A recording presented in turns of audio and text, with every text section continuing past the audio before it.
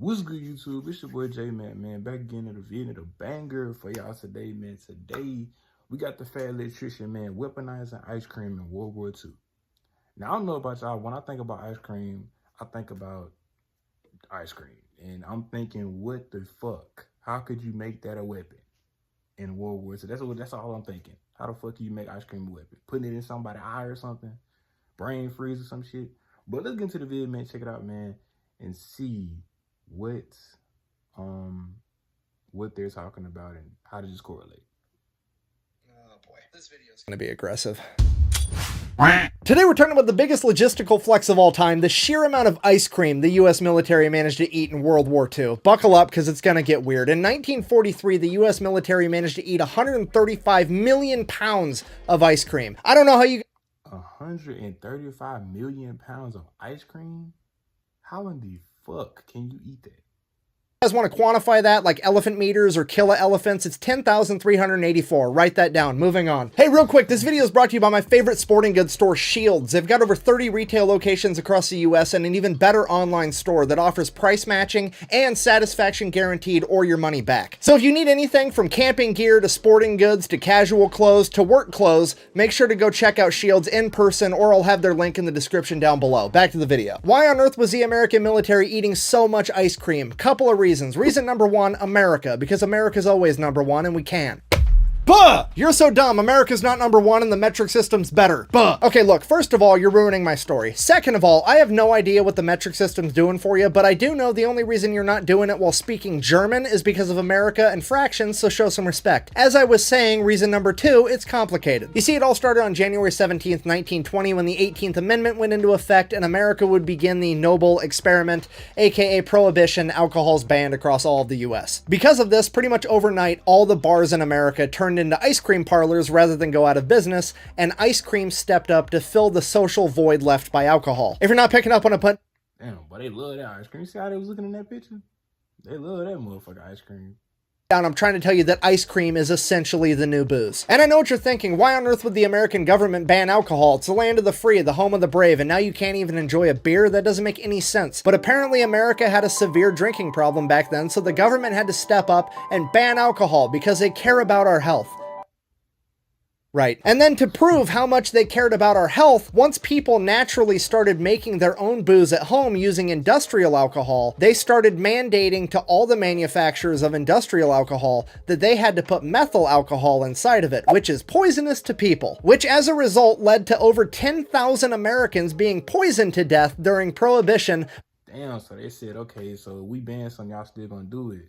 Okay, now I'm gonna put poison in it. So you can't do it no more.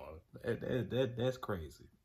By their own government because the government wanted to make them healthy. I'm from the government and I'm here to help. But at least there is a silver lining because Prohibition's how we got NASCAR, with a bunch of rednecks hopping up their cars so they could outrun cops. And then naturally they wanted to see if they could outrun each other, and bada bing, bada boom, NASCAR's born. A lot of left turns. Anyways, the point I'm trying to get across to you is the majority of the people that served in World War II grew up in an era where their alcohol was ice cream. Meaning that they're gonna do all the ridiculous shit that military members do for alcohol, but they're gonna do it for ice cream. I mean, during the Korean War, the Seabees stole a train full of booze, and during World War II in 1942, when the USS Lexington, an aircraft carrier, got sank by 2 torpedoes, while the ship was sinking, the crew decided that it was very important that they raided the mess hall first to take all the ice cream with them. They were literally sitting in life rafts eating ice cream out of their helmets. The crews for B-17 and B-24 bombers used to take ice cream mix, put it inside of ammo cans, and then stick it inside the ball turrets when they went on a bombing run,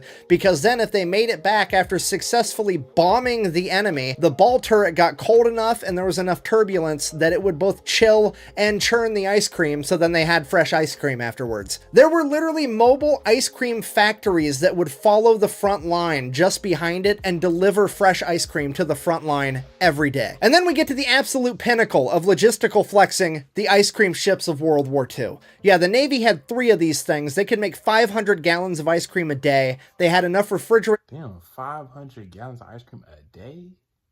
storage to hold 2,000 gallons, and their entire job was to make ice cream and deliver it around the Pacific Theater. Now, to be fair, it's technically not a ship, it was a concrete barge. If you don't know the difference, a barge doesn't move under its own power. It's basically got to be pulled around by tugboats. Also, when I say concrete barge, a lot of people seem to misinterpret it and think that it was a barge that was used for mixing concrete, and then they retrofitted it to make ice cream instead. That's not what happened. It's literally made out of concrete. During World War II, pretty much everything was being rationed, and the US military experimented with making boats and barges out of concrete, like the USS Quartz was completely made out of concrete. And then later, after they determined that the barges sucked, the US Navy took 3 of them, spent $1 million on each, retrofitted it into an ice cream factory. And not only is this the biggest logistical flex of all time, it very well may be the biggest morale-changing factor ever. I mean, think about this. It is 1945, and these guys are eating a frozen dairy treat 2,000.